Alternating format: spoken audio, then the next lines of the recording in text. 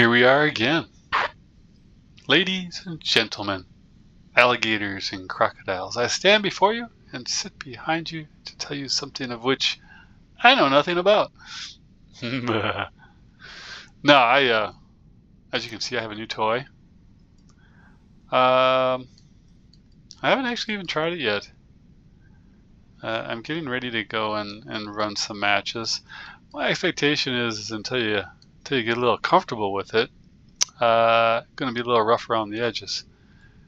I did not have enough to completely level everything in here. Now I did get all of these applied so that I have all of your bases done, right? But I didn't get enough to max this or to max these two. And I think, what is this? This is 1200 per, so I need another 400, 800, 16. Woo! So basically, in order to, if I really want to deck it out, I need like another 3600 tokens, which I don't have. And just to do this one here, I'm going to need another 1200. So, and this is nice because, 350 is still pretty good. It doesn't, you don't get anything more than that out of range, so it's kind of a low priority. But we'll see. We'll see. I have no idea how this is gonna work for me. I did, because I had enough to do that, so I jacked that up and threw that on here. Now I did run this once already, just once, and I do think that it helps having this in there, for the very simple matter that it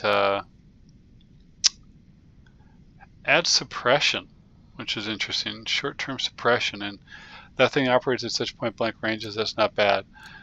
So a little mix and match just for some fun. The other thing I did recently, and I haven't again tried it yet, is I stuck a Friezo on here. One of the things I'm kind of curious about, but I don't have enough of them. I have the Hell and the Scotty, and I have one of the things for this, but it's not leveled up. I haven't really had much use for the small ones, the Snare. I'm kind of curious as to whether or not you could play a longer range game with that and use your movement to give yourself distance and then freeze everything down. And this thing here, if the freezing goes on, and the freezing seems like it's been working very well lately, is that you're going to get a 95 defense points out of this. Now I know I'm not going to get any great damage protection because this is really designed for the Pathfinder, and there's no counter suppression or chargeable counter suppression. But should slow down, I should have some speed, and I should have some defense points on it. And so I stuck it on there for now, but I'm really curious as to whether or not you can play this at 600, right? And use its teleport to move yourself around the battlefield effectively, as opposed to getting into trouble, I guess. So let's see what happens here. Try not to be too harsh. Oh, the other day I had a really rough time out there. For whatever reason, I was just getting tough match after tough match. Not that that's a bad thing, but it was kind of a surprise that I got so many of them. That's the matchmaker for you, though. Oh!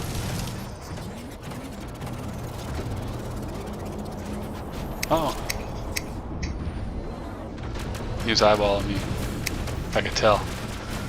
Getting out of here.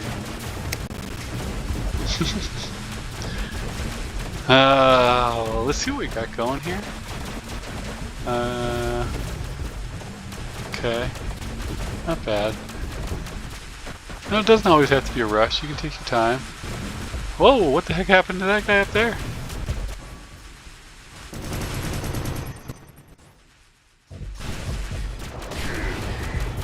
Love you long time. Ah, yes.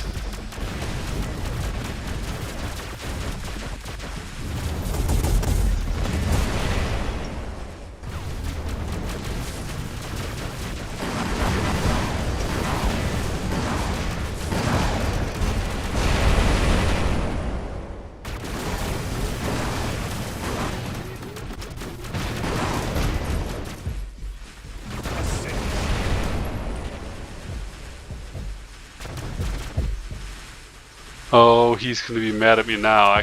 That's a prize toy right there. Pathfinder with Tulums, with UE Tulums, because they got such a massive splash on them.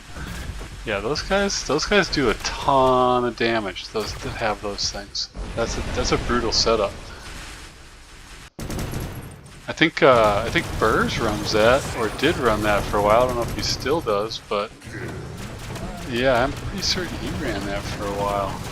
It's tough. I thought he had me.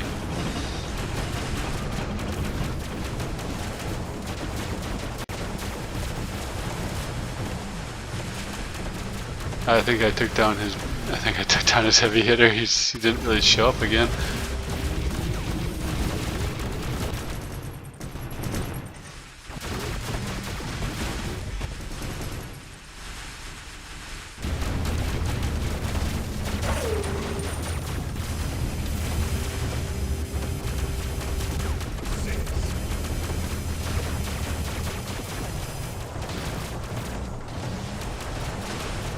I think that's all she wrote. That was kind of a quick one.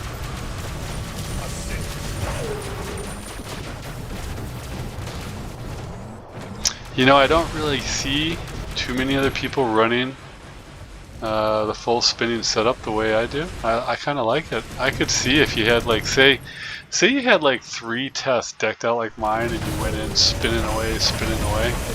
Sure, totally screw up damage for me, make it all completely random, but can you just imagine how those things would maul?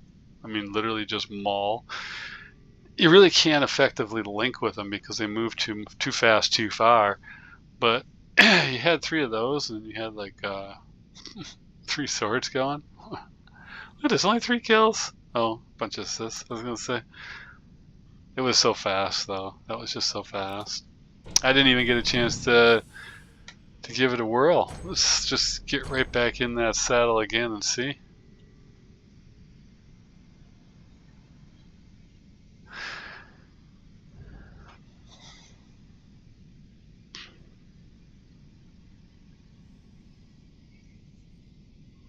You know, I guess the one thing, you know, that I'm just kind of been thinking about lately is because lately it seems like I've been accused on more than one occasion or even implied that I'm somehow cheating. You know, I understand getting frustrated, right? Because I get frustrated. But, you know, for me personally, you know, I'll be up front. You know, once upon a past, I used to be kind of a hardcore gamer. I was in like the competitive clan and stuff years ago, right? And you know, I was in a griefer clan for a while too, so I know what it's like to do griefing. I understand the people that do it. I've been there. I've participated in it. I don't do that stuff anymore. I actually have empathy at this point in my life for people that go through those types of things in a way that I didn't when I was younger, and I just can't do those things anymore. I take the sacred teaching very seriously, and within the 7 ways, of course, is truth and honesty. These are things to operate in terms of deed, not in terms of word, right? So,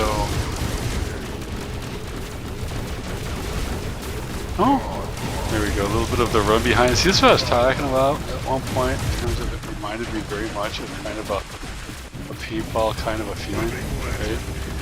that you could get on these kind of little blistery kind of runs, and just kind of sweep through your opponents. And look at this, see, this is my third time in a row because of that sweeping that I've gotten the Frederick, right? And I can totally understand where people would think, you know, this guy's cheating, right? I think it's a little frustrating for when I feel like, you know, people who know me imply it, because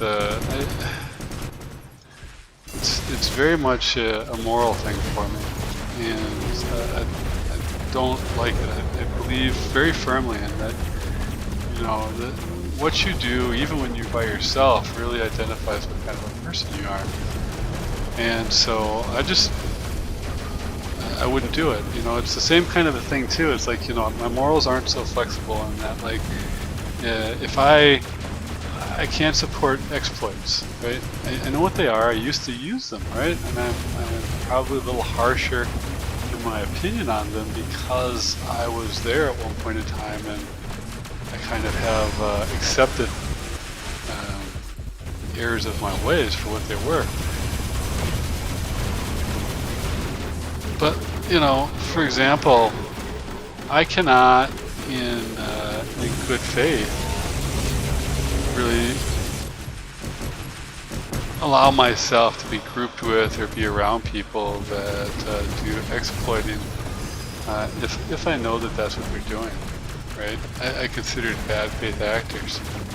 And I know people that'll be like, you know, oh, well, you know, I'm anti-exploit. But I know this guy, he's a friend of mine, and he's okay, so therefore it's okay. You can't make that equivocation when it comes to something that's within the realms of morals, right? You just can't do that. You either have morals, and values, and you stick to them, or you do not. Now, I get it. There's times when it's just kind of unavoidable, or that, you know, as a courtesy, you kind of have to just kind of let things go. But I can't, you know, in good faith, I could never do such things. It's just, I would never do such things. So,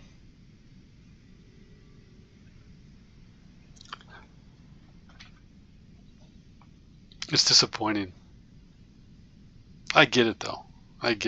See, 16 kills, 5 beacons, 5 assists, 1 bot. Still didn't get to test the one. Yeah, well, some point along the way, I'll get to drop that thing. You know, I'm reminded of a poem, and it's really my favorite, one of my favorites. There's no title to it. It's from E.E. Cummings. You know, I remember it from way back. If you heard what I said at the beginning, the ladies and gentlemen thing, you know, that's something that my mom used to read to me when I was a little child, right? When I was a kid. I remember, you know, sitting at the bottom of the bunk beds just before bed, and my mom would read that to me. And she'd read me a whole bunch of different things out of that book. Where the Sidewalk Ends, you know. And she used to read to me all sorts of stuff. She used to read to me some William Blake and some other things. I really appreciated that. You know, I especially appreciated it as I got older. But the poem I was thinking of, though, by E.E. Cummings, again, it comes from his later years, not his earlier ones when he was still following the more classic models. But it goes like this, and it's short too. So I just refer to it as me up because that's how it begins. Me up it does out of the floor quietly stare, a poisoned mouse. Still who alive is asking, what have I done that you wouldn't have?